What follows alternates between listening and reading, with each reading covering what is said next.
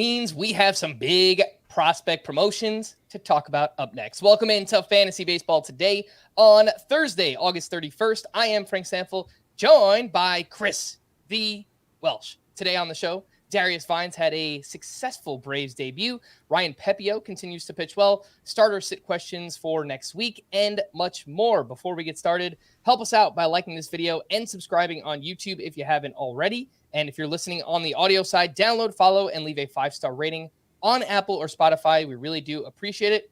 Welsh, did you hear there was a UFO sighting in New York? Oh, no. Was there any sign of intelligent life?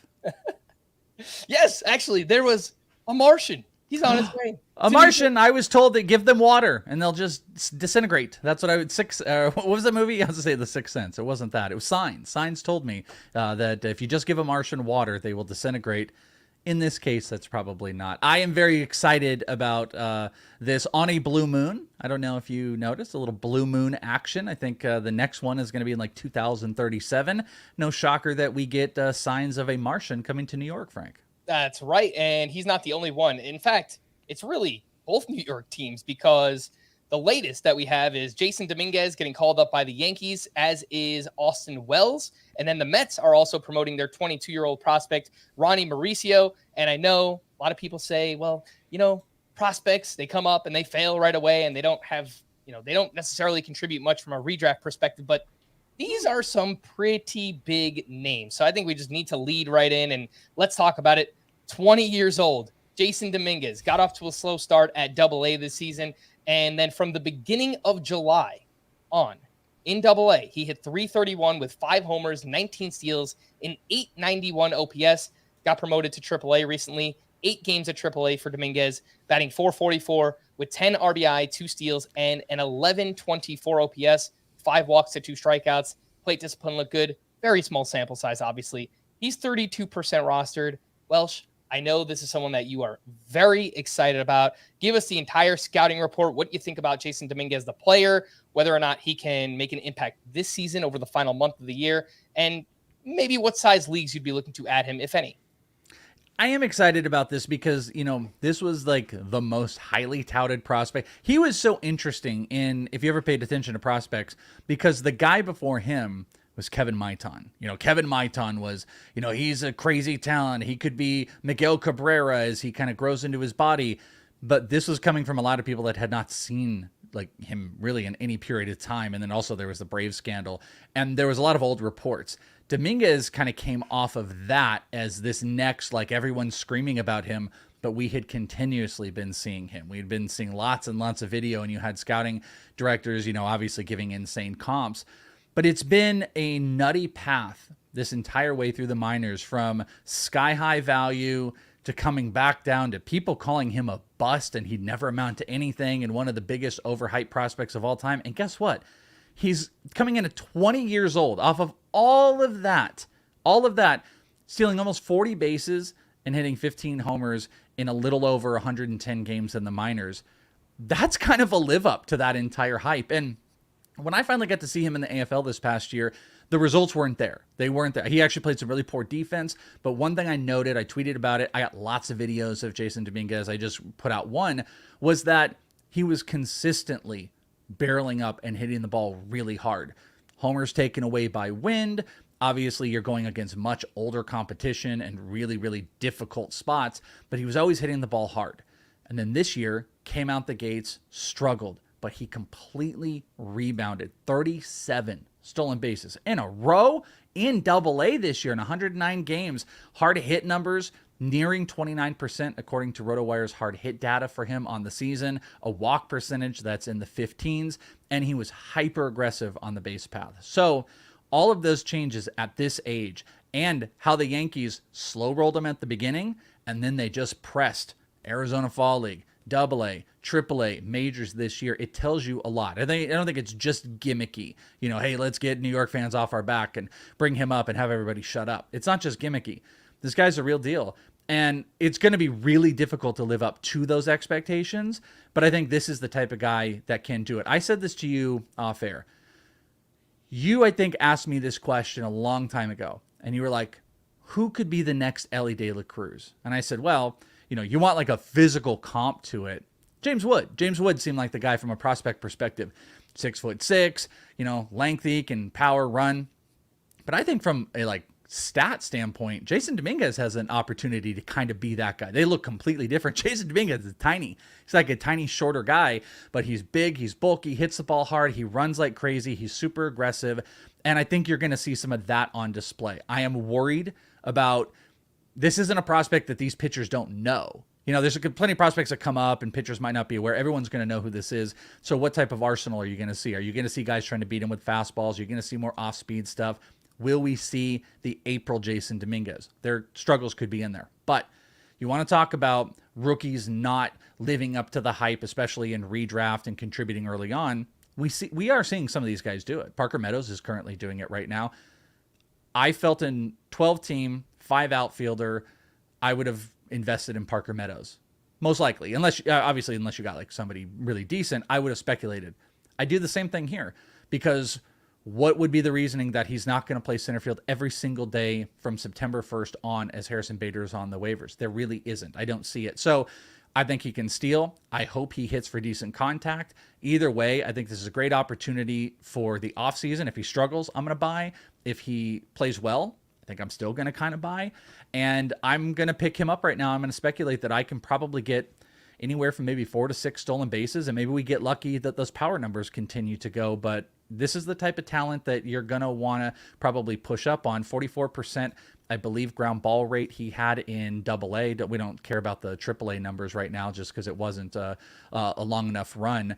Also, only a 16% soft hit percentage over on RotoWire, which is really a good thing to see as well. That goes along with the hard hit percentage. So I'm in. He walks, he gets on base, he steals, hits some homers. I'm not dropping great stuff for him, but I would imagine most of you probably have some interchangeable players. So that was a big old diatribe for me, Frank. But I think there's enough to get excited about, especially in Dynasty. But why would you not speculate? Who doesn't need stolen bases unless you're in a points league?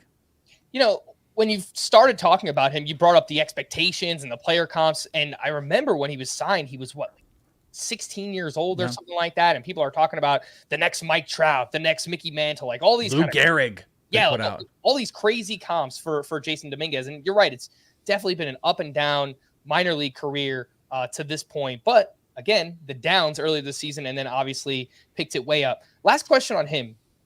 Do you think it's too soon? Because he's 20 years old. He's only played 8 games of AAA. Do you think the Yankees are kind of rushing him here? Because it kind of feels that way. I kind of play like the pessimist Yankee fan thing, but sure, it kind of feels like they're kind of pushing this a little bit too quickly. I think you could see it like that, but I'm going to say no. I think it's been very strategic how they've used him. Sending a 19-year-old kid last year to the Arizona Fall League, I know people are like, oh, stop talking about it. But listen, that's a big move. That was a big move for him to be in the limelight. Something I got to see in person because there's this stigma to him. And he has been tutored up on all facets of the game. And he's actually a very calm, cool, collected. You want to talk about a player that everybody was trying to get access to, fans are trying to get autographs and stuff. Nothing fazed this guy. He could stand in front of people, be, sign that, and he doesn't sign anything. He'll just sit and talk, like to talk to people. He's calm, he's cool, collected. He's a professional. He has been trained at this level. And I think to a higher degree than what we see a lot of these international prospects.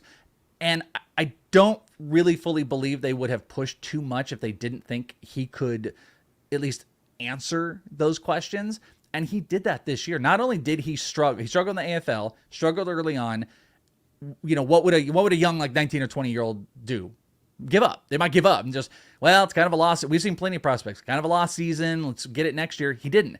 Kept pressing through. Balls getting hit harder. Since, I want to say our boy Chris Clegg noted it, since July 1st, he's been hitting over 300. The stolen base power numbers are there. Are they pushing him? Sure, they're pushing him aggressive. He's a 20-year-old. But I think he's ready for it. And I think this is a great spot for him because it is 25 games, 28 to 29 days, however much he's going to play. It's 30 days. It's a month. This is it. And then when it's done, you go into the off season, you have something to build off of, and you can take that into next year, whether you struggle or not. And he's already proven to be a player that can overcome adversity in season and in game and on the field. And even if he sucks in this first month, I'm going to probably buy, especially late, if he's, if he stinks, he's probably going to be post 200, 250. No one's going to believe he's going to have a job.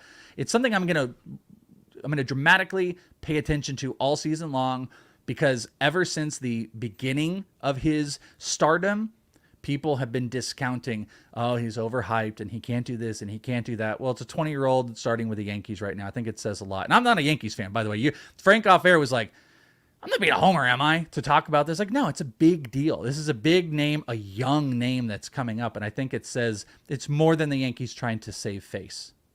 So it sounds like 12-team leagues, 5 outfielders or deeper. That's where we're looking at Dominguez. So obviously anything, 15-team, 5 outfielder leagues, I'm sure people are going to be looking to pick Jasson Dominguez up. Like, why not? Yeah. Like what do you think you're losing? Like, who are the type of player? Harrison Bader? Are you going to need Harrison Bader, Jasson Dominguez? Yeah, actually, that's a great replacement if you had Harrison Bader in the lineup. Would you take Dominguez ahead of other recent outfield call-ups? Parker Meadows, Wilyer Abreu, Cedon Rafaela, and Lawrence Butler? Yes on all of them. Parker Meadows is a little tough, coming off of like a 3-hit game, and I think Rafaela's skill set looks really good, maybe a better contact hitter, but like Parker Meadows, you might not get the stolen bases. You get that with Dominguez. Maybe power questions with Rafaela, and maybe there's more with Meadows. You get that with Jasson Dominguez. Like the only struggle is going to be if he cannot hit major league breaking pitches and he hits a $130, and that kind of tears it down. But I would take a shot at it. I wouldn't want to demolish my starting roster and cut someone really good because I want to jump into hype, because this is an important time. But I would want to speculate on it, especially if he does get hot for 3 weeks. It's pretty easy to get hot and stay hot for 3 weeks. And this is a guy that I think could do that. So cautiously optimistic. All right. And Cedon Rafaela, by the way, did make his first career start on Wednesday. He went 1 for 4 with a double, a run, and an RBI. 2 hard hits in that game. The double was 107.1 exit velocity. Started against a lefty in Framber Valdez. And I've said this consistently the past couple of days. I like the player. I like the skill set for Rafaela. I just don't know if he's going to play enough, especially with Abreu's coming back from the paternity leave. And the Red Sox have this glut of outfielders and DH players that they need to kind of fit into the lineup. So I like the player long-term. I don't know about the rest of the season for Cedon Rafaela. Let's talk about the Mets promoting 22-year-old Ronny Mauricio. That's coming on Friday. He's had a great season at AAA, 292 batting average, 23 homers, 24 steals, an 852 OPS, 91.1 average exit velocity at AAA. That's like top-notch stuff. This is a big dude. He's 6'3". He can move around the diamond, played 56 games at second base, 27 at shortstop, 27 in left field, 2 games at third base as well. So I think they're going to move him around a little bit. He's shortstop eligible on CBS for now, 25% rostered. Welsh, your thoughts on Mauricio? And who would you rather have, Mauricio or Dominguez in redraft? I mean, I think I didn't even let you talk for 6 minutes. I don't want to be I'm not trying to be the Jasson Dominguez guy, but I was telling you off air, I was actually getting really excited for my prospect update, which I do on my Patreon at inthisleague.com, that in September I was going to drop a 7. And I usually don't get, I get people that surpass. Tell us what that means, though, by the way. You're going to move Dominguez up to your 7th ranked prospect, right? Yeah, exactly. And I was kind of telling you, something that happens is I might get early on somebody. Example, Ethan Salas. I might be the first there. And then you get hyper aggression, and someone will be like, well, I have him here, and I have him here. I mean, pipeline went 5. So I got excited because I think I was about to be the most aggressive from a prospect rank standpoint on Dominguez, because I had moved him last week to 7 overall and moving him into the top 10. And then, he got called up and that kind of got taken away. So my excitement level is there just because I really do think with how the game is being played right now, an approach and a short sample size of pitchers not readjusting, that Jasson Dominguez could do some serious stuff. I like Ronny Mauricio. I did have somebody some months back where I was talking about Ronny Mauricio, a very respected name, not like him in the industry. It's as an industry person that is very well attuned to prospects and liked, if you pay attention to Orelvis Martinez, kind of over him, kind of saying that at the end of the day, I don't know what Mauricio is. Maybe Mauricio is only a 15-15 guy. The thing that got me excited about it, hard hit numbers are there, 29.2 RotoWire hard hit percentage, K percentage, dramatic drop from where he's been in the past. I mean, at high A, he was a 24% strikeout guy in 2021, 18% this year. Highest walk rate of his career since rookie ball as well. Batting average is stuck, and he's a 20-20 guy. I think there's a lot in there, but he does swing and whiff at a lot of stuff. So I do worry about that a little bit. I would take Dominguez here because I also worry about like where's that playing time going to go, and maybe they're going to, you know, ping him in different spots. And I don't know, like Buck also would be like, hey, this is awesome to have this prospect sit for 9 days, and then he comes up and he gets one start and you're like, what the hell? Like, I just don't trust that it's every day. And I shouldn't be so Pollyanna that Dominguez is going to play every day, but they literally designated the center fielder that they've got for a guy that is going to be their future center fielder. So I'm taking assumptions here. Ronny Mauricio is solid. If he gets the playing time, he has proven to not strike out a whole bunch. I'm just worried that batting average is going to sink, but he is a guy that could be, you know, I mean, showing a 2020 minor league guy.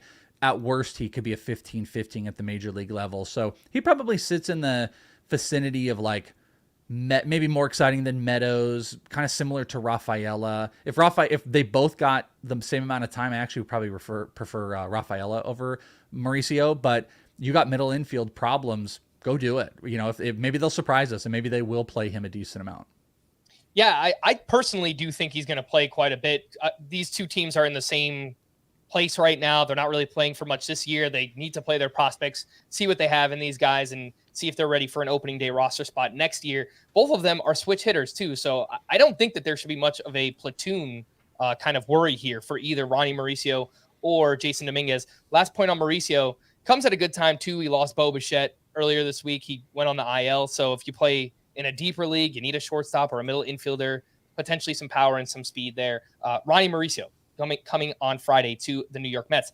The last name here is Austin Wells, a 24-year-old catcher prospect, former first-round pick back in 2020 with the New York Yankees. He was batting .240 with 17 home runs and 7 steals in the minors between AA and AAA this year. You look at the StatCast numbers at AAA, 88.7 average exit velocity. That's okay. It obviously could be better. He walks a lot. He's got good plate discipline. Strikes out a little bit. Well, she reminds me of a player who used to be on your Diamondbacks. You let me know if I'm off base here. A lesser version of Dalton Varsho. I don't know if he's going to run as much, but just the tendencies, the pull, hit it in the air. He's got a little bit of pop. He's got that short porch in right field in Yankee Stadium. He's only 7% rostered. This is someone who we could look at in 2 catcher leagues, I think, very clearly. I think he's going to get a chance to play at least against right-handed pitching. Your thoughts on Austin Wells? Yeah, I think, Varsho definitely more athletic than him. And I think he only had a 33% pull rate and a 41% pull rate this year, so he wasn't pulling the ball a whole bunch. I think that was a little bit more of Varsho's game. You know, it's funny. There was a report, too, about them wanting him to play more first base, and I've mentioned this before, but I interviewed Austin Wells during the COVID year of the AFL, and I remember I asked him that question. I was like, hey, Yankees ever talk to you about playing a different position, maybe out here? And he's like, nope. He was a weird interview. It was one of my weirdest interviews ever. He was just like, nope, never happened. I'm a catcher. And I was like, okay, let's move on. And now they're potentially talking about him, you know, playing some first base here or there. I like Austin Wells. I don't get overly excited. I think the skill set thing that you were talking about plays in a little bit more. I think he's running a lot less. I mean, he's 7 stolen bases this year. He had 16 the previous year. He actually has the highest hard hit numbers according to RotoWire's hard hit strength data than either of the 3 players we've talked about, 30.6.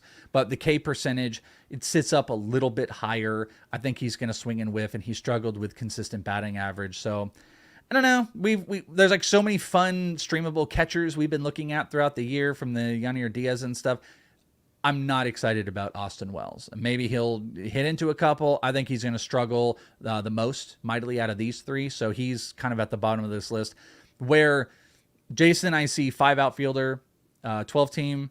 Mauricio is like dicey. Maybe he had some real struggles. Maybe he had like Cronenworth and you lost him. Maybe you could fit him in the 12 team. It's not 5 outfielder, but 12 team type of league. I don't see it with Austin Wells. I'm not looking, unless he gets hot, unless they show us they're going to consistently play him, because those other spots right now, he's not. Where's he going to get those other spots outside of just filling in?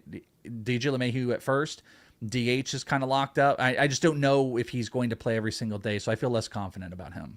Yeah, this is just my take on the situation. I think he's going to at least be the strong side platoon at catcher for the Yankees the rest of the season. They have Kyle Higashioka, they have Ben Rortvedt, and it's just like, okay, those guys are clearly not part of the future of this team. So, again, like the other names. And to be clear, Austin Wells is not in the same category of a prospect as, not even close to like a Ronny Mauricio or a Jasson Dominguez. But I think if you play in a deeper 2-catcher league, Austin Wells is fine, but he's very clearly behind like Yainer Diaz and even other names recently. Gabriel Moreno, Shea Langoliers is pretty hot right now. I would take Langoliers over Austin Wells as well. But he's a name that's coming as well. So New York prospects on the way, should be here on Friday. New York. Should have mentioned earlier that we have a big announcement coming later on as well. So that's a little. Can I stop you real quick?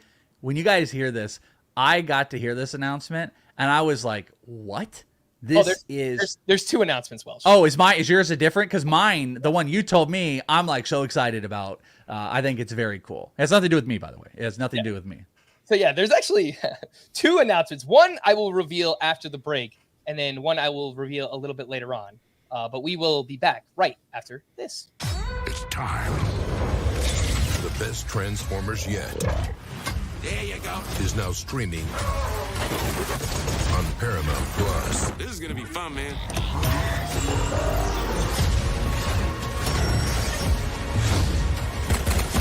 Now let's talk to your manifestation.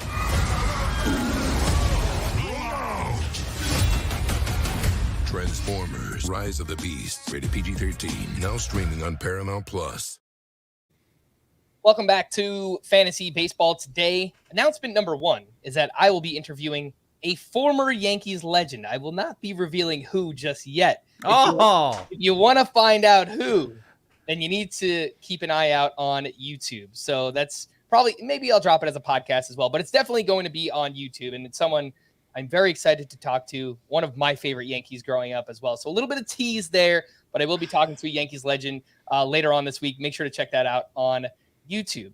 Now I know it's secret. And I want to say it, but it's pretty cool. It's pretty, you guys. That's the one I was like really stoked. I actually don't even know what the other thing is. I'm very stoked about this, and I'm excited to see it on YouTube, even though I know who it is, and all of you don't. All right, and let's get into Wednesday's action. Actually, oh my goodness gracious! All right, Welsh, you're up. Your player of the night from Wednesday. Oh, I forgot we're even doing this. We did all the fun prospect stuff.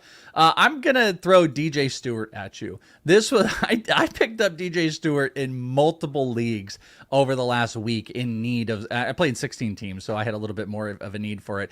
And I'm gonna do this again. Just whatever. It's this point of the year. Stop getting mad at me if you do get mad at me. But like, I have this little affinity for DJ Stewart. I told this story in ITL, Frank, that in 2016 in the AFL, DJ Stewart was a Baltimore Oriole, and Bogman and I were sitting in the outfield in the grass. I don't think you're supposed to do this. And we were recording. We were doing a podcast, and DJ Stewart was the outfielder in right field, and we were being so loud, he heard us, and he turned over, and he just gave us a what's up, and we were like, what's up, and we were trying to get his attention. And he always has stood out because he actually kind of looked, especially at that time, like Taz, if anyone's a wrestling fan from like ECW. He's just like this big, short, thick dude. And DJ Stewart is just having this resurgence of a career. Tonight, he hit 2 homers, 4 RBIs against the Rangers, who I had money line bet in a little parlay here. In 101 plate appearances, he now has 9 homers with a 279 batting average after tonight.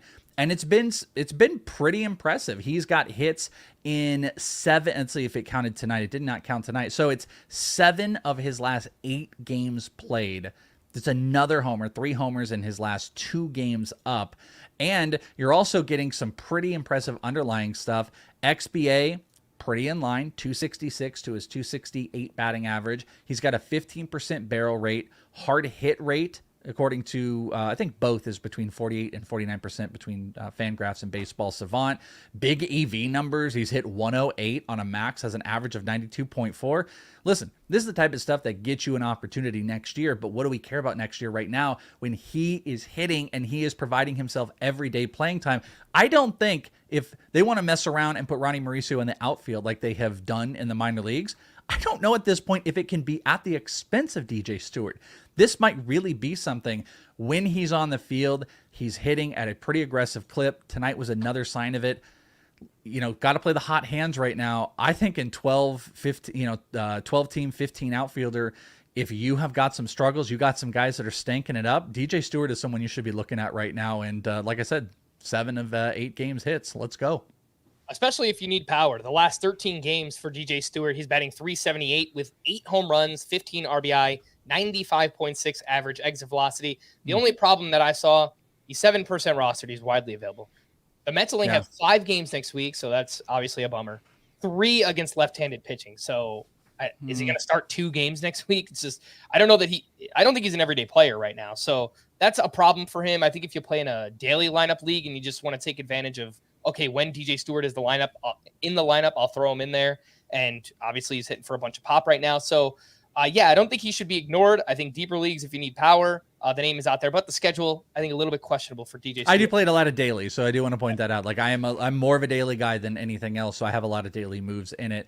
This week might be a little bit less, but watch on it and a nice heavy right-handed run here for weekly leagues. I think he's a guy, even if you're not playing him, you can sit him on the bench, especially if you miss out on Dominguez. You missed out on Parker Meadows. You missed out on Rafaela. Everybody's swooping up all these guys. Might not be the worst person to put on your bench for those right opportunities, assuming you have it. 15% barrel rate. Yeah, it's the batted ball stuff. There's no denying that. It's can he make enough contact, because there are a lot of strikeouts in DJ Stewart's game. Let's talk about Darius Vines, my player of the night. He had a very successful debut, and it came in Coors Field against the Rockies. 6 innings, 2 runs, 5 strikeouts to 1 walk. He had 11 swinging strikes on 82 pitches. And you look at the pitch mix here, a 4-pitch mix, mostly 3 pitches, 35% cutter, 29% four-seam fastball, 28% changeup, 7% slider. So just kind of barely mixed in that slider. He averaged 90 miles per hour on his fastball. So this is a very interesting prospect. Scott and I spoke about him yesterday. He's mostly known for his changeup. He has wicked swinging strike numbers in the minors. He's an older prospect, 25 years old. Welsh, your thoughts on Darius Vines? He's 3% rostered. If he sticks around for next week, it looks like he's in line for 2 starts. What do you think? Who do you know who they are? It would be against the Cardinals and Pirates. Interesting. I actually thought he was going to be an AFL guy. I'm a little indifferent. Low K. This is one of those weird, like high swinging strike, low K type of guys. It's not an overtly awesome fastball. I think the mix is really interesting. You were talking about off air about, a primary or high changeup guys can sometimes struggle, even though Jordan Wicks, I think, is someone that's going to kind of break that a little bit. Also not a guy that pumps like crazy velocity, but this is one of those guys that can move the zone. You've got a cutter for your outside, you've got your 4-seam fastball, and you got a change up to dip for your strikeouts. I think the pitch mix is nice. I was kind of waiting, actually, because I don't see it on Savant yet. I wanted to see like how big the movement on all the pitches were, and we don't have any of that data that is dropped yet, so that would be another thing. But at the end of the day, this isn't someone that I'm investing in. Spot starting against the Pirates, it's kind of interesting. I don't think I really care about. I don't know if I want to see a lower velo guy against the Cardinals right now. We saw Bryce Elder work for some time, and he was a primary slider guy, primary off-speed pitcher. And Vines is one of those players with the low max, velocity on the fastball. That's not my ideal type of guy, especially with an under 8K per 9 in the minors. So I'm probably a pass regardless of 2 starts. If you're desperate, those 2 starts you could maybe get down with. I do like that Pirates start coming up if he gets it. Yeah, I think we leave it for very deep leagues right now. Darius Vines of the Atlanta Braves. And I do wonder how long he's going to stick around, because Kyle Wright is currently rehabbing. So yes, good point. He could be back. I don't think he'll be back next week, though. So that's why, like, the immediate, if you're really desperate and you want to roll the dice on a 2-star pitcher, it's risky. There's no doubt about it. The guy throws 90 miles per hour. Let's talk about Ryan Pepiot, who had another solid outing, and he was up against your Arizona Diamondbacks. Mm-hmm. And we say our because I have a preseason bet over 75.5 wins. So yeah, I think we should be all right. But this isn't the Packers. They don't have team ownership. I own no. I mean, we can say my Corbin Carroll, but we can say us or we or our Diamondbacks all day long, Frank. Please. All right, so let's talk about Ryan Pepiot. 5 shutout innings, 2 hits, 1 walk, 3 strikeouts, and mostly leaned on the 4-seam fastball and the changeup in this start, but he does throw a slider. That looks to be a pretty good pitch as well. It's a really small sample size so far. He's only thrown 14 innings in the majors this season, but the walks have been way down. Walks were down in the minors too this year when he was kind of rehabbing. I know walks and control in general has been a big problem for Ryan Pepiot throughout the years, down in the minors. But He pitches for the Dodgers, and that's kind of half the battle right now. He's 33% rostered. Also looks like he might line up for 2 starts next week at the Marlins and at the Nationals. 2 fantastic matchups. Welsh, your thoughts on Ryan Pepiot? I mean, Nationals definitely been turning it around, but True. yeah, I agree with you. I'm in that. I love the lower walk numbers. That's something that's huge. It's 1 walk per 9, 11K per 9 going into tonight, and then he ended up throwing a few more on there. Something that's going to be interesting to watch. This was actually a problem that the other side that Brandon Pfaadt had earlier in the year was dealing with like ineffective fastballs, and like it was surprisingly effective in this one. Only 22% swing and whiff rate, but a 14% outside the zone swing rate on the fastball, which was kind of what we saw with Brandon Pfaadt. And then when you had control issues and it not being around the zone, that equaled to just absolute massive disasters. And then he kind of fixed where he was pitching, and that pitch became more effective. I'm a little bit worried if that fastball doesn't improve a little bit, where's it going to go? But they were just swinging through their shoes on the changeup. It did have a 28% swing and whiff rate, but a 50% outside the zone swing percentage. So he was burying that thing that they thought they were getting on top of the fastball. And if he can continue to do that, Dodgers do wonder. There's great run support. He's not walking. He's showing great signs here. This is a guy that I think he toes the line even maybe a tiny bit above stream. And the matchups that you just laid out, 33%, fine. You tell me, is there a better under 50% 2-start pitcher that you can find for next week? Because I would be remiss that there is.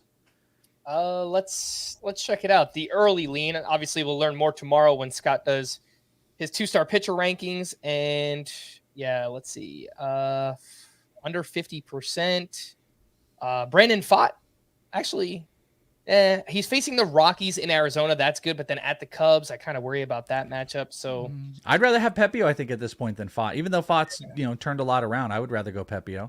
And that's, again, if he sticks around, right? Because the Dodgers have been kind of like manipulating these guys. They bring up Gavin Stone, they send him down. They bring up Pepiot, they send him down. So I don't know if he'll stick around. But as of now, that's the way the matchups line up. Got to make your bets. Got to make your bets right now. We don't know. We don't know anything. You guys think like, oh, why are you wrong about? We don't know. We're taking guesses. September, it's wild, wild west. Teams are boop, boop, boop. They're moving guys here. They're changing these and all. We don't know. We're just making our best guess that this prospect is going to get that time. We're making our best guess that this pitcher who's pitched really well in his return will get to continue doing that for a team that is vying for a playoff spot. So that's why you would want to bet on a guy like Pepiot. But you're right. I'm assuming you would take Pepiot over Darius Vines, correct? Oh, yeah. Oh, yeah. Would you take Pepiot over Jordan Wicks?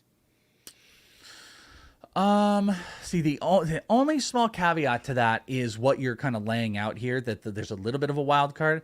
I kind of think I might regret it a little bit. I think that's a really close one. Do you think that's a close one, or what side would you sit on in Pepiot? Because I'm going to just say Pepiot, but I think it is like razor thin close. I think I would lean with Jordan Wicks for the reasons you just mentioned. I don't know if Ryan Pepiot is going to be around. You're more worried. You're more worried that the Dodgers are going to screw with him not getting consistency. And I think the upside is higher for Pepiot too. Again, he's on a better team. Yeah. He was, I think, by all accounts, a better prospect than Jordan Wicks. But I think Wicks is going to pitch. Like, he's here for the Cubs, and they need some arms. So yeah, I would probably take Wicks. But if we're just looking at talent, I think Pepiot is probably the better pitcher. Heads up, I mentioned this yesterday that we'll be recording a mailbag podcast later this week. Scott and I will be doing that. That will serve as Sunday night's YouTube stream, Monday morning's podcast.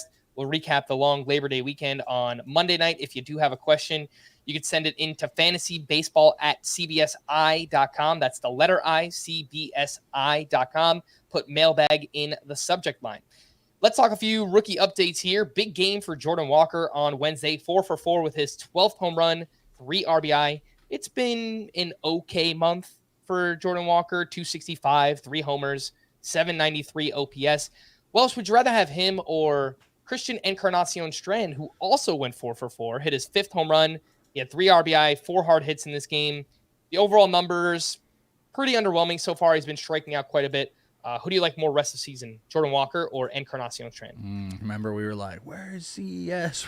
And now we're like, all right, who else we got here? It's the entire Reds lineup. I mean, they're just all struggling right now. Yeah, I think I might have easily right off the bat just said go with Jordan Walker. The only thing is, like, with all the injuries the Reds are going with, and you're putting like was it Martini, and like you're getting like weird dudes that are going in and hitting like 5 and stuff like that. It just breeds more opportunity with the injuries that are going on with the Reds, and it's just a hitter-friendly environment. I'm just kind of pulling up Encarnacion Strand. Walker has just been so inconsistent. I'm trying. I want to find like the positive in where Walker's been, but it's really not. I mean, he has 5 total hits since August 21st, and that spans over like 7 games. So you have, and counting today, that there would be a couple more hits in there. I think I'm going to go, if I'm trying to reach for power, I'm going to go for Strand. If I'm looking for a little bit more batting average, I guess I go with Walker. I'm cheating a little bit. Overall, I think I just go with Strand. I think this time of year specifically, too, if you're just looking to stream hitters on a weekly basis, you should look at the matchups heavily and the schedule. And next week, Encarnacion Strand has 6 games at home. So obviously it's a great environment, great ballpark to hit in. He's 64% rostered. I think I'd be all right with making that swap. Walker is still 83% rostered, so he's on a lot of teams. So you know what I would do? Obviously not next week because you laid it out, but give me the following week with like 5 righties. I'll go DJ Stewart over both these guys in redraft. Cut him easy for DJ Stewart if it is a bountiful week for Stewart upcoming. All right, fair enough. Let's talk about 2 other rookies and what have they been up to so far. Everson Pereira with the Yankees went 1 for 3 with 2 RBI and his first steal. So pretty solid game for him. But in 9 games played, he's batting 129 with a 390 OPS, only 3 walks to 14 strikeouts. He is hitting the ball extremely hard, 93.4 average exit velocity, but clearly it hasn't really amounted to much so far. And Lawrence Butler went 2 for 4 with a massive home run. It was his second homer, and he hit it 431 feet off of Bryce Miller. Any quick thoughts here on Pereira and Lawrence Butler? Yeah, I think this actually kind of like feeds to the people that are screaming about like, oh man, these rookies and they just don't produce. Yeah, it's volatile. That's definitely what it is. That's why I'm not like the biggest rookie guy in redraft. I love him obviously in Dynasty and how you can move it, but I don't know. I pick and choose my spots of where I want to invest in rookies. Are either one of these guys like holds for more than 3 days of struggle? I just don't think so. If I wanted to hold one, it's maybe Butler at this point. He's showing lower strikeout rates than Pereira. Pereira has huge hard hit numbers, but it's like 40% strikeout rate early on. They got some other bats they might want to see. I don't know what the A's would be looking at outside of just letting Butler finish it out. So I would go Butler over either of them, but I think they are easily droppable for any hot bat that's starting to pick it up. Let's talk starter sit questions for starting pitchers for next week. And first up, we have Dylan Cease, who has given up 4+ earned runs in 5 of his past 7 starts. He was at the Orioles, gave up those 5 runs over 6 innings. It was a really bad first inning. He did settle down after that. He still had 19 swinging strikes. Whiffs are not the problem. Dylan Cease has been getting strikeouts all year. The walks, 4.3 walks per 9 this year, 3rd highest among qualified starting pitchers. Dylan Cease's last 7 starts, he has a 7.79 ERA and a 1.93 WHIP. He is only 56% started on CBS. Welsh, do you bench him next week at the Kansas City Royals? Oh, man. I mean, the Royals have definitely had some of those outings where, like, they don't become heavy strikeout guys. You know what I feel like this is? If you can live with 6 innings, 3 walks, 7 strikeouts with a little bit of variation, then I think you go. Could be 4 earned runs, could be 4 walks that could be in there. I think those strikeout numbers can go there. If I had to give you like a really direct answer, I just don't trust Dylan Cease right now. I'm not sure what there is to trust. He's given up 4 or more earned runs in 4 of his last 6 starts. And the last 2, Colorado and Oakland. Going, or at least until the most recent, I think the most recent one. But on the 20th and 25th, you had Colorado and you had Oakland. So I don't know why you would trust him. If I am hugging ratios, I'm probably not going to start him. Cole Reagans is a more trustworthy start than Dylan Cease right now. And it's like, we all are like, yeah, duh. Well, okay, go back to when people were screaming about Frank and I saying that Dylan Cease wasn't going to be great this year. And after his very first start, all the victory laps that were going on, if I would have told you Cole Reagans going into September was exponentially a better start than Cease, you'd have said we're crazy. But Cease has given us no reason to really trust with, the major walk issues and consistent earned runs. And also, like, that offense is kind of a disaster as well. So I think there's more reason to not trust him than to trust. if you picked up Kyle Harrison, it looks like he is in line to face the Rockies in San Francisco next week. Would you start Kyle Harrison over Dylan Cease? I would. I think I would, man. Okay, again, I didn't want to sound crazy. I would start Kyle Harrison in San Francisco against Colorado. Yeah. I'm not even sure I would think really hard about it. I agree with you. Let's talk about Chris Bassitt, who turned in one of his better starts of the season. 8 shutout innings against the Washington Nationals. Only had 3 strikeouts in this one. He doubled his curveball usage, which seems like it would be a good idea. He threw it 23% of the time in this one. But in his previous 5 starts before this, a 4.40 ERA, a 1.24 whip for Chris Bassitt. Next week, he faces the Oakland A's in a revenge game. Obviously, a great matchup, too. What do you think, start or sit? Start. We're starting. Yeah. You got to lay out what the scenario is where I don't start a pitcher against the A's. I would try Darius Vines, who just threw 90 miles an hour and start. Yeah, I'll start him against the A's. So yeah, I think there's plenty. I love little stupid revenge narratives as well. But yeah, Bassitt has been like inconsistent this year, but I'm 100% starting him against A's, and I'll feel good about it. Oh yeah, I got one for you, Frank. Chris Bassitt or Dylan Cease? Oh, I'm starting Chris Bassitt.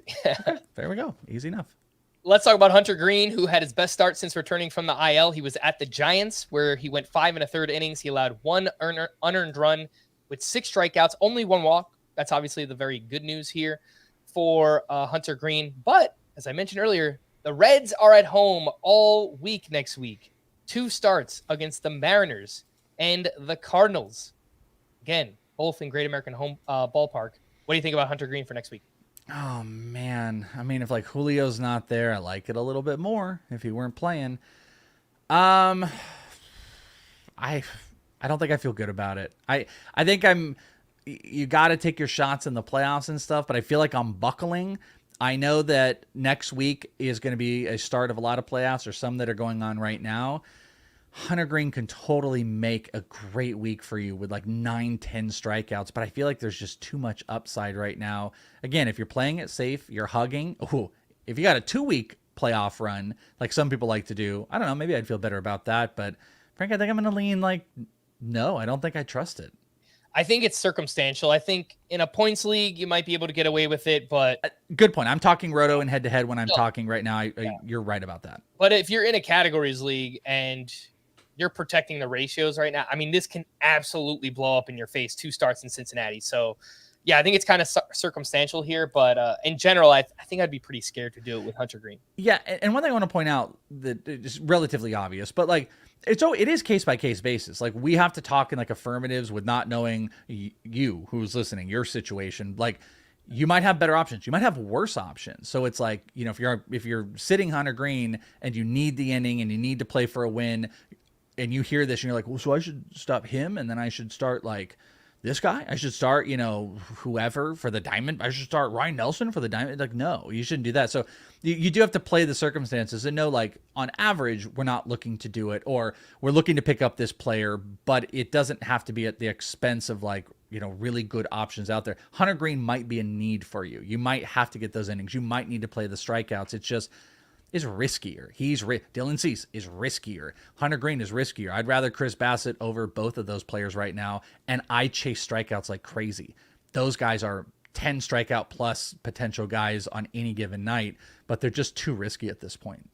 Yeah, it's a good point you bring up too, because this is a harder exercise to do. Everyone's team is so different. That's why it's kind of hard to talk about trades too in general. Hey, would you trade this player for this player? It's like, that might only help one person out there, right? Yeah. Because it's just like, it's so circumstantial. So again, when I do this, it's mostly for, 12-team leagues, assuming that you have like decent other options. I'm not saying just bench Hunter Green for any like Joe Schmo that you would pick up, but Hunter Green for 2 starts, or like Kyle Harrison for 1 against the Rockies in San Francisco. Like, if you want to play it safe, I think Kyle Harrison's probably the better way to go. So and that's actually a really cool point you're mentioning.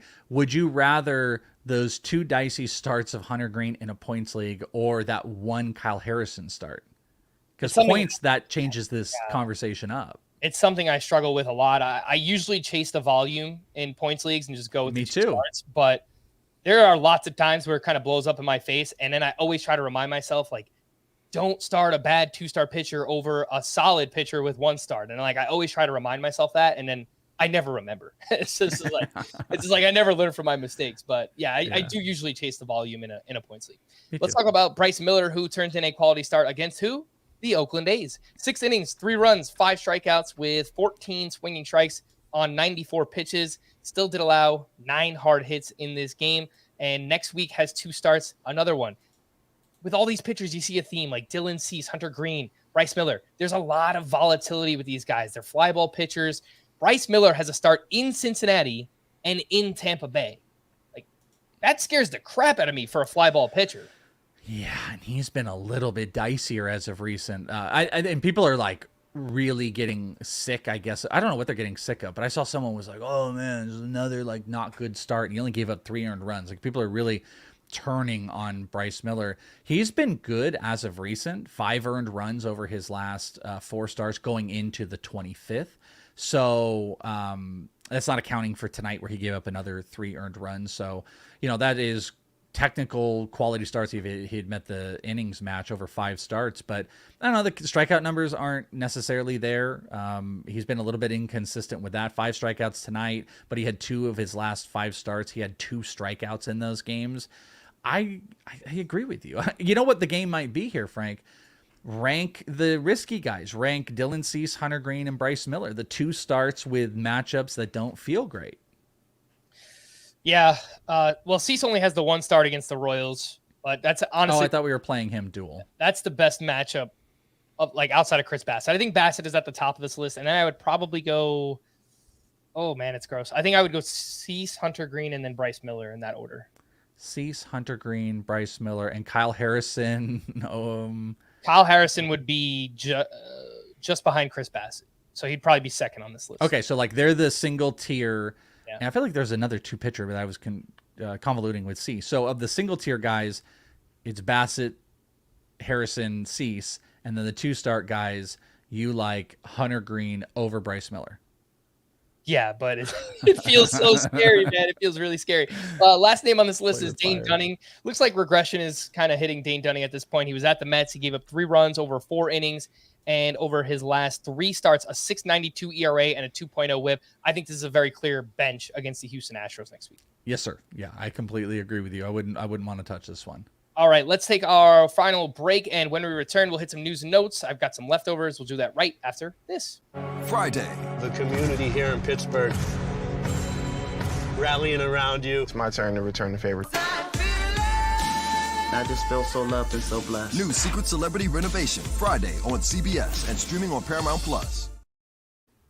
All right, welcome back. Let's talk some news and notes. The latest on Wander Franco, a special prosecutor in the Dominican Republic, is investigating a second complaint, and Franco was placed on administrative leave last week. Welsh, do you think he is an official drop in redraft leagues? I feel like that's kind of been the case for a while now. Yeah, I think the minute he got put on it, you were good to go to make that drop. He is a 100% drop in redraft. And you know what? If something changes and he comes back, so be it. But especially if there's, I wouldn't even say this is like conditional. Like, because I'll do that. I'll be like, hey, I wouldn't mind not drop a guy if there's nothing out there. There's probably like literally anything out there that is more worthwhile the risk than holding on that he comes back for what? Like a week, in your championship week? Nah. Anything else? Wander Franco still 86% rostered on CBS. Sure, some of those are like dynasty and keeper leagues where you're not going to drop him in those for now. We'll see what happens. But in any redraft league, yeah, I think you're good to let go of Wander Franco at this point.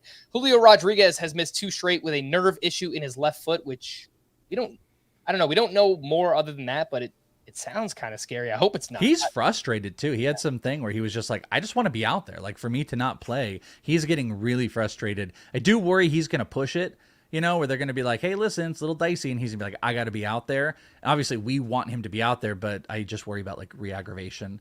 That's something that can pretty easily get re-aggravated. So monitor it and watch, but yeah, it's not fun. No, it is not. George Kirby will slot back into the Mariners rotation during this weekend series against the Mets. He was scratched on Tuesday with an illness. Jorge Soler was out of the lineup Wednesday with right hip tightness. Ryan Helsley is on track to be activated from the 60-day IL on Friday. Marcus Stroman did some long tossing on Wednesday, the first time he's done any throwing since he was diagnosed with a right rib cage cartilage fracture. Say that 5 times fast. Right rib cage cartilage fracture. Okay. Kyle Wright moved his rehab assignment to AAA on Wednesday. Mason Miller will likely make one more rehab start. He topped 100 miles per hour 8 times during a scoreless inning at AAA on Tuesday.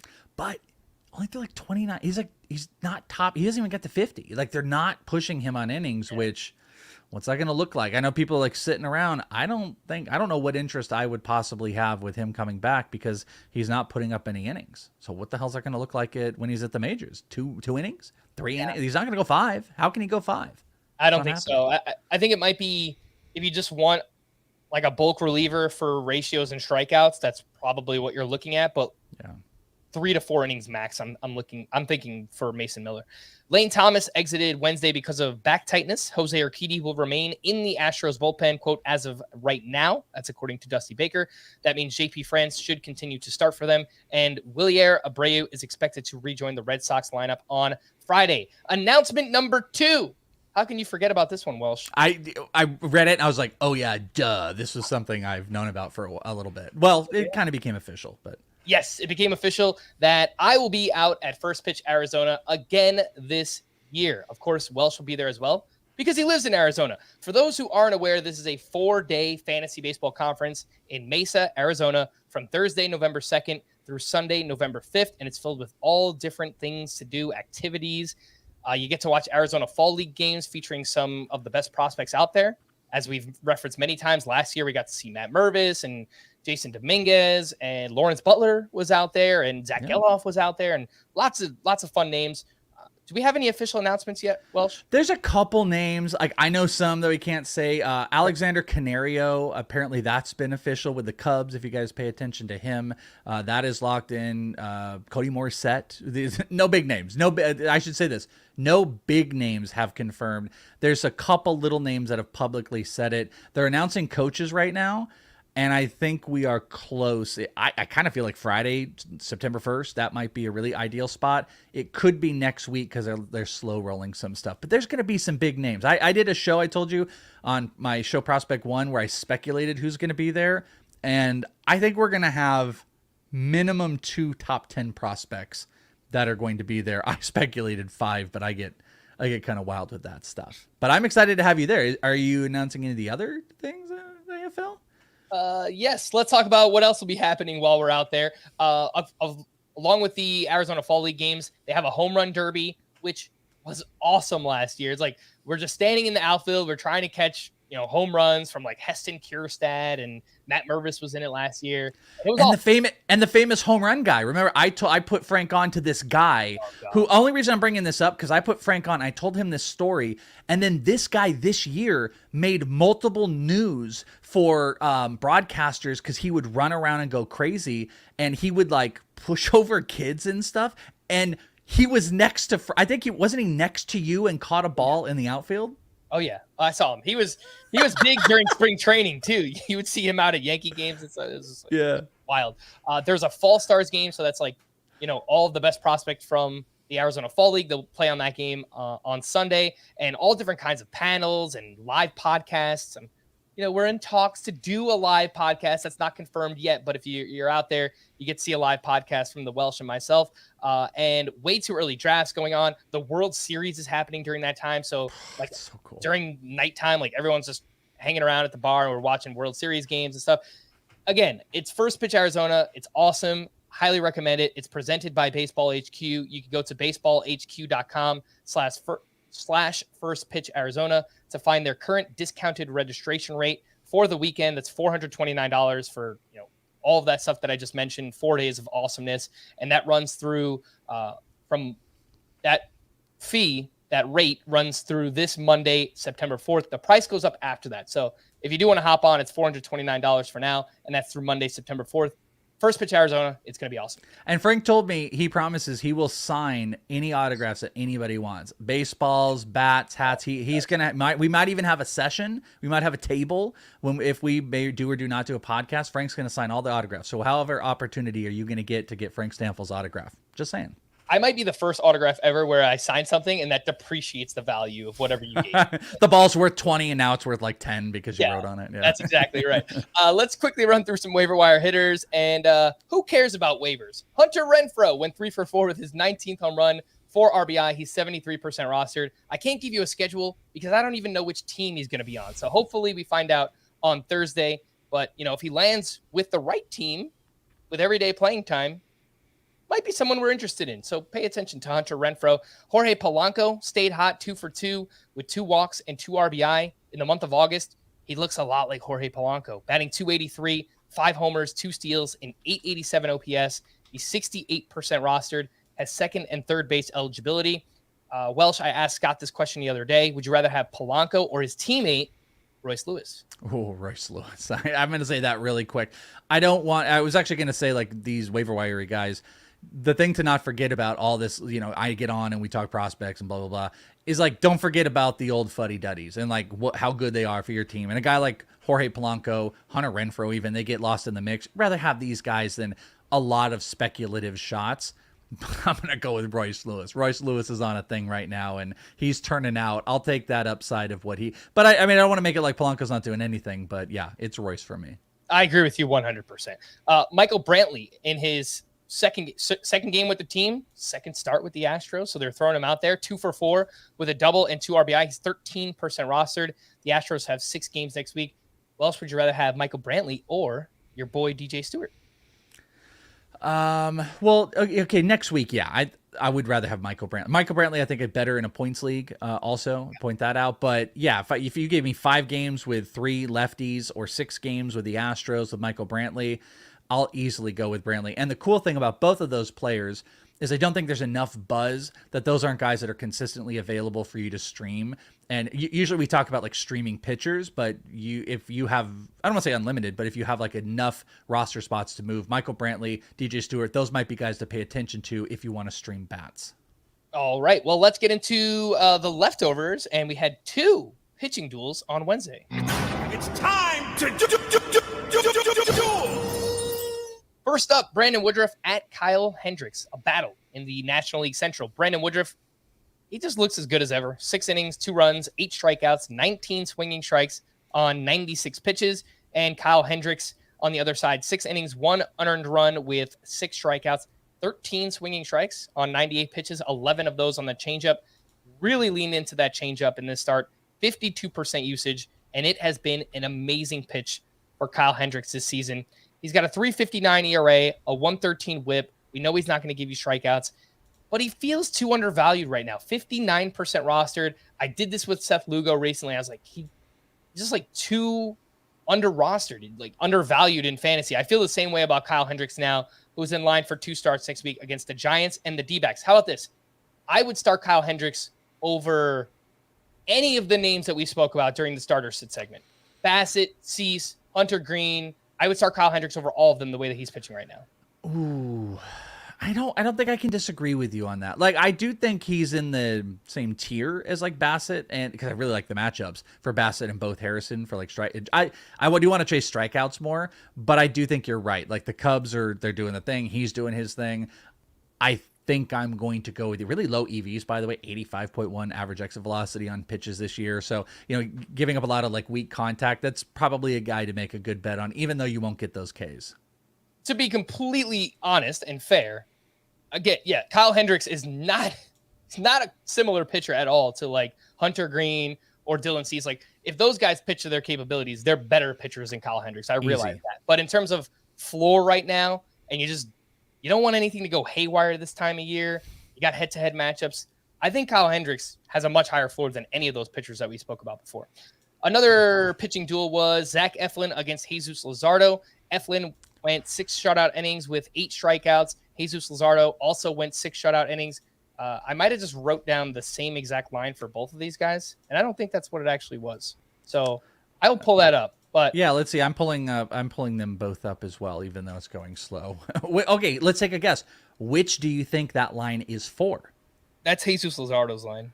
What was it again? Repeat it. 6 shutout, 1 hit, 2 walks, 8 strikeouts. Yeah, you're right. Because Eflin went 6 1/3, 4 hits, 0 walks, 4 strikeouts. But also a great start. Any thoughts on these two? Yeah, I mean, I was a big Zach Eflin rest of season guy. He's been a little inconsistent. Luzardo's been massively inconsistent. At the end of the day, Luzardo, kind of getting back to that whole strikeout thing, like he is the better bet for big strikeout numbers and I think massive performances. Eflin's a little bit floored, but he can get you 6 Ks on a start. I think even though he's a little bit more volatile, I would go with Luzardo, hoping that he's carrying this into the end of the year with Eflin right behind him. But I think these are both 2 solid guys to bet on the rest of the way. Yeah, I agree. I think both top 40 starting pitchers. Luzardo has the stuff. It's just, can he command it? And when he loses command, that's when he gets hit hard and stuff. But just in terms of whiff rates on the slider and the changeup, I mean, Jesus Luzardo is up there with some of the best pitchers in baseball. One other pitching leftover wanted to mention, Sonny Gray. The dude is on a great run right now. 7 shutout innings, 5 strikeouts against the Guardians.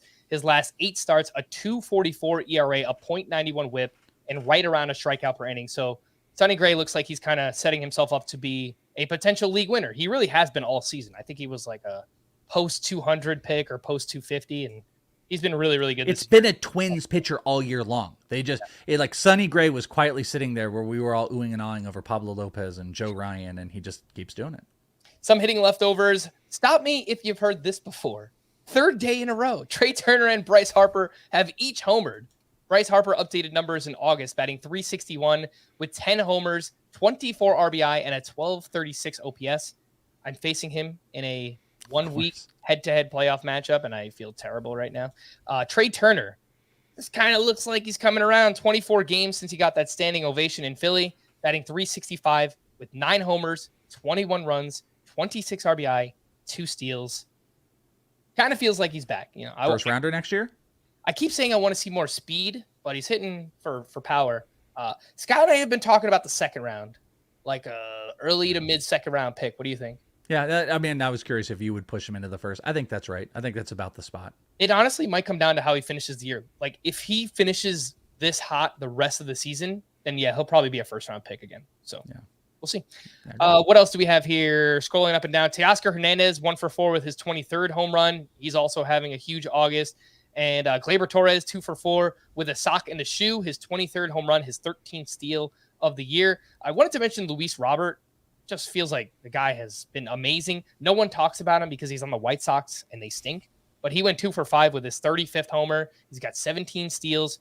He is currently the 10th overall player in Roto, 6th best outfielder in that format, the 9th best outfielder in head-to-head points leagues. So, who'd you rather have, Luis Robert or Trey Turner next year? Oh gosh, you can't do that to me. Yeah, I think I know what the answer is.